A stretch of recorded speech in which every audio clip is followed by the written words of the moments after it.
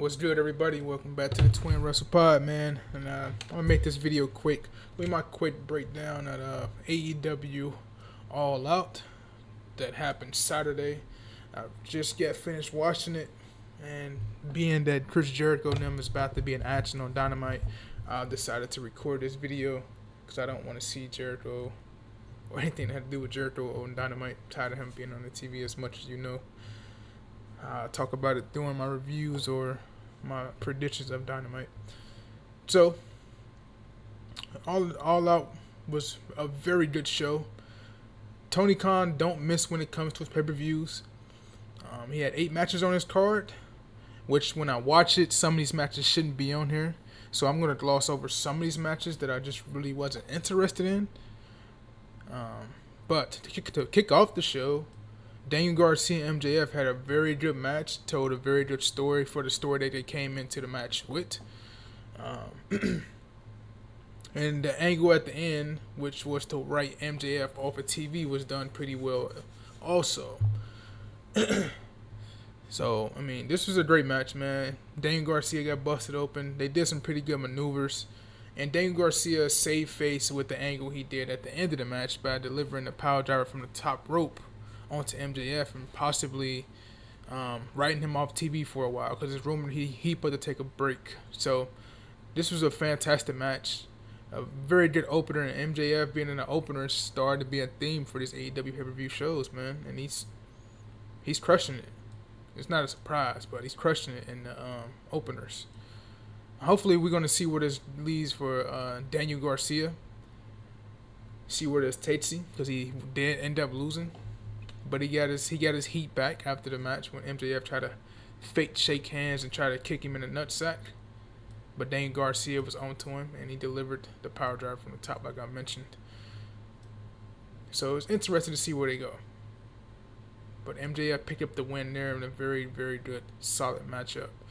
Alright, one match I didn't really care for was the AEW Tag Team Championship match, was the Butts versus Wheeler Yuta and Claudio. Being that Claudio and Wheeler just won the Trios Championships with Pac at All In, and the Butts just retained over FTR and they Acclaimed, they weren't going to lose to Claudio and Wheeler Yuta, let's be honest. So I was like, there's no point in me watching this, man. I'm pretty sure they had a good match.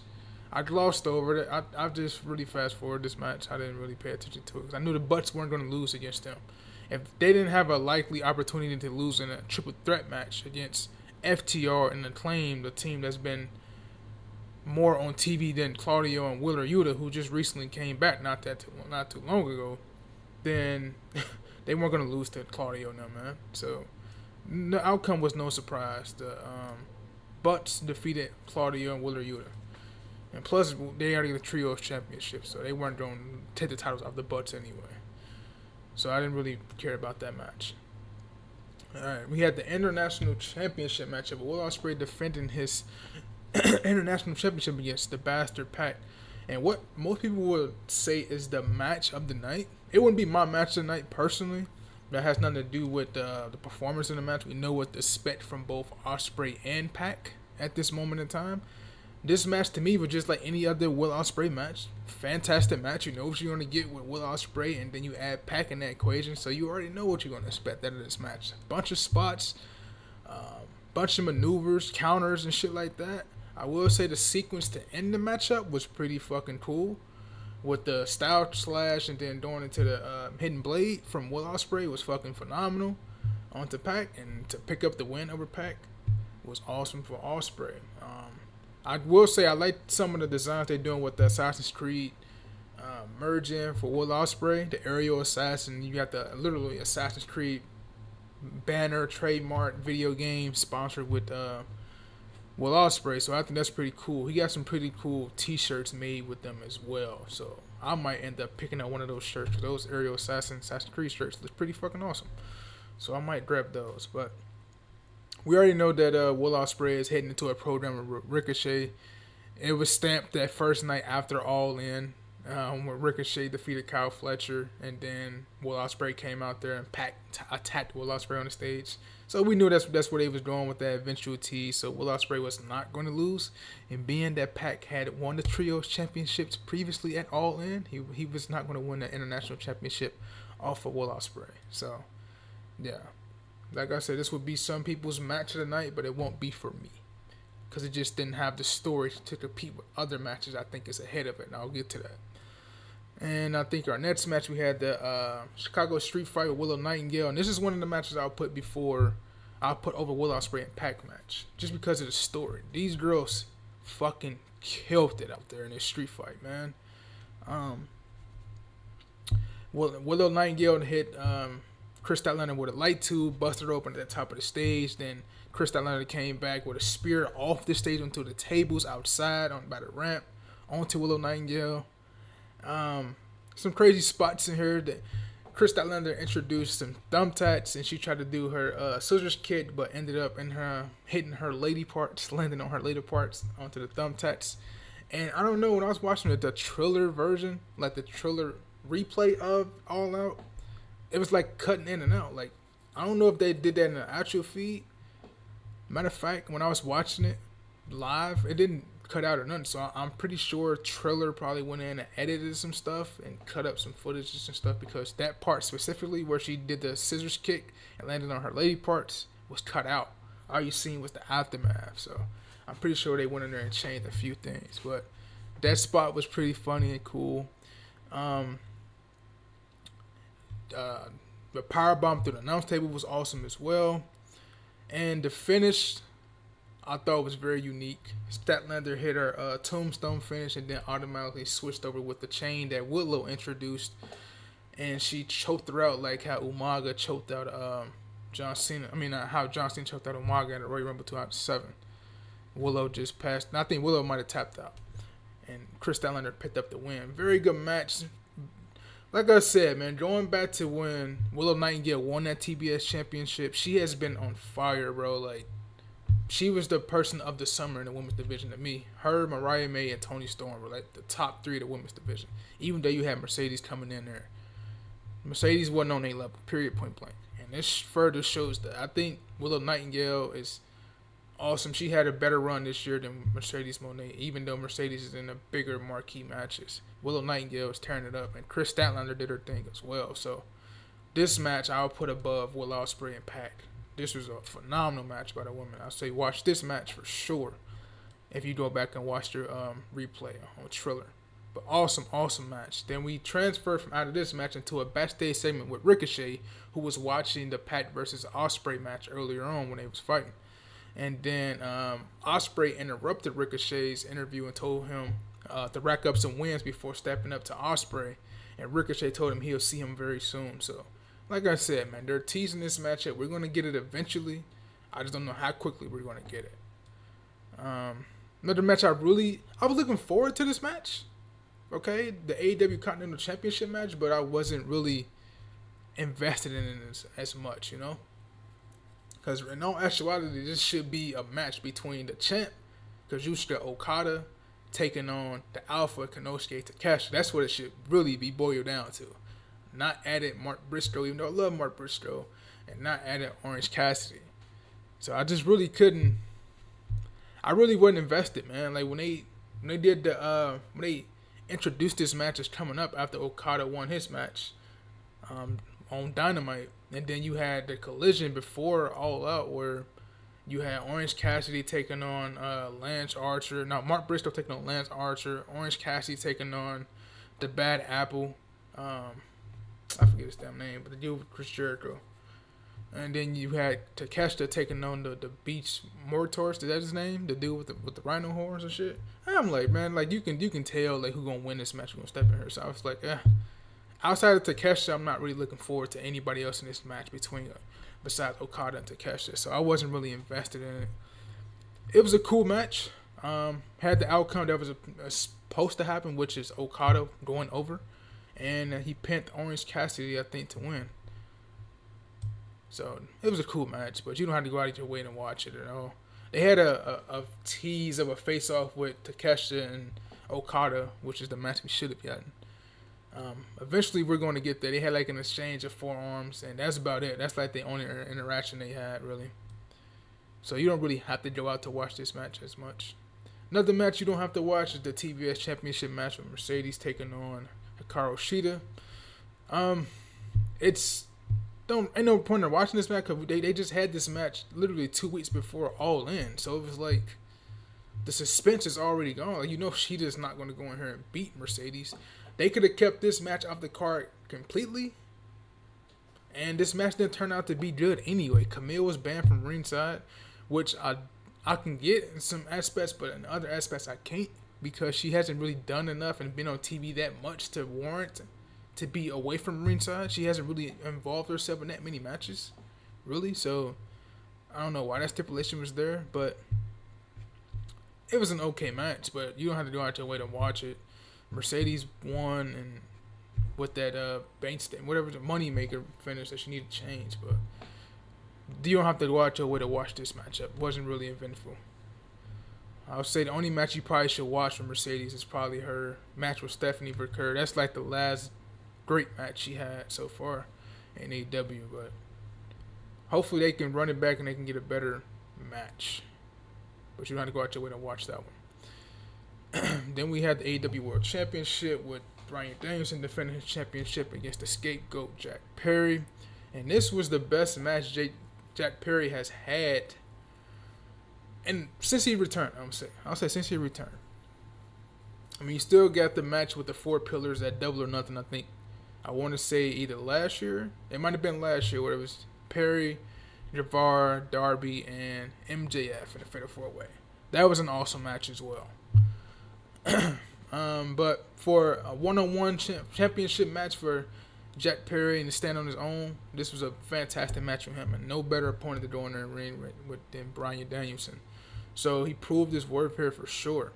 And with the short turnaround, it made sense for Jack Perry to be the person to challenge Danielson in this match, because he pinned him at the Anarchy and Arena match back at Double or Nothing in May. So it made sense. And we got the outcome that we were supposed to get, which was Danielson going over. There was no other outcome.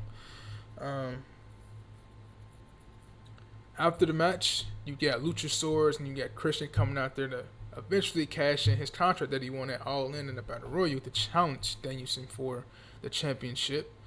But he was stopped by Moxley, Willer Yuta, Pac, and Claudio. And they backed him off from ringside. So that came to the biggest angle we got of the night, with Moxley, Claudio, and Pac turning on Danielson and Moxley suffocating him with a plastic bag. And we're going to see what that leads to. I think as of right now, Bryan Danielson hasn't been on Dynamite tonight. He probably won't be on there next week. So we really don't have an update on the situation, but we at the turn of the BCC turning on Danielson. Willer Yuta wasn't clued in, and you can look at the pay-per-view, he was about to cry, if you will. Like he was distraught that they was attacking Danielson because he didn't know he wasn't filled in. Only people that knew were Pac, Moxley, and Claudio. So that was a really good angle, and this was another match that I will put over. I probably won't put this match over Ospreay and Pac. And let's get to the main event of the night. This is my match tonight. The lights up, unsanctioned steel cage match with Swerve and Hangman. And boy, oh boy, they tried to, but they didn't. They tried to top their match from last year in the Texas Death match that they had last year. This is definitely a close second, but it don't come close to that match from last year. This match was fucking brutal, man. The staple gun spots, Jesus fucking Christ. As much as I love wrestling, bro, like, the staple gun spots is just like, ugh. Hangman stapled Swerve's chest like about 5 or 6 times. Swerve is no selling him like he did at the Texas Death match last November. And he started stapling Hangman. He took the pictures out that he showed when he bought the house, his childhood home, and he stapled those pictures to Hangman. He stapled one to like his chest, and he stapled the other one to his jaw, and he ripped the one out from his jaw. And Swerve started taking the staple guns off of his chest, the puncture wounds, and you can see the blood just leaking down from both sides of his chest. I was like, man, what the fuck? These guys use cinder blocks, man. Fucking Swerve did the what did you call it? The inverter breaker or whatever. When you put the arms behind you, your opponent's arms behind you, and you drive them head first straight down. I think Homicide used to do it back in the day, and he delivered that right on top of Hangman on the cinder block, and the wounds were showing, bro. And Hangman came back and he powerbombed Swerve on the cinder blocks. Like, bruh, these fucking dudes are insane, bruh. Another crazy spot was toward the end of the match where Hangman took out this needle and he stuck this needle inside of Swerve's mouth. And then he proceeded to deliver the most gnarliest chair shot this year to Swerve. And man, that fucking chair shot looked sick. It's worse than the Mick Foley chair shots that The Rock gave him at the Royal Rumble back in the day, and Royal Rumble '99. It's worse than those, and Rock did that like at least about 10 times. You can hear the fucking sound of this chair shot when Hangman delivered that chair shot to Swerve, and Hangman picked up the win via knockout. And this is the best match for me because it gets the best story. I must say, man, I like the overall story arc from the beginning, from last year when they started to now. How Hangman has changed up his look. I've said this numerous times when we talk about AEW. Hangman changed up his look, cut the beard, he trimmed it, got the mustache. He looks like a certified badass. He a little bulkier now, like he like a real evil boss, man, like an evil villain. I love this storytelling. They have the best story going on, man, in AEW. I just love their chemistry, man. And storytelling, wonderful. But definitely go out your way. This is the match to watch. If you want to know storytelling, this is the match to watch via storytelling, bro. In terms of wrestling, one of the best stories in, if not the best story in AEW, and that's it, man. If I had to rank matches, like my top 3 matches, it'd probably be Swerve number 1. I'll go Chris Statlander and Willow Nightingale. Then I'll go Will Ospreay and Pac. That's the 3 matches. Well, I got MJ. I forget about MJF and Daniel Garcia. I'll probably go Daniel Garcia and MJF 3, and then Pac and Will Ospreay 4. Those 3 matches just have a better story than Pac versus Will Ospreay. But they don't really touch him in terms of quality of match. I will put Willow Nightingale and Chris Statlander and Swerve and Hangman in terms of wrestling in ring. I'll put this up there with those 2 as well. But AEW All Out, fantastic show, man. Couple negatives that I've seen a lot that I think don't have as much effect as it would in some of these cases, because you see it a lot, is number 1, the blood. I get it. Not every match has to have blood, Daniel Garcia, he bled in the first match. Chris Statlander, she bled in the Chicago Street Fight. Fucking Orange Cassidy even bled in the Fatal 4-Way match. And then you gotta have blood for both Swerve and Hangman, because it's the story. It's literally a blood feud, literally. Their story's been going on for that long, so you have to have blood in that match. But not every match need to have blood, man. I think AEW toned down the blood a little bit, and to only use it for certain matches that need it, product to be so much better. You won't get desensitized to it. But outside of that, that's my only nitpick. AEW All Out was a fantastic show. So go out your way to watch those 4 matches I mentioned. Swerve and Hangman, Pac and Ospreay, Nightingale, Statlander, MJF, Daniel Garcia. And that's going to do it, man.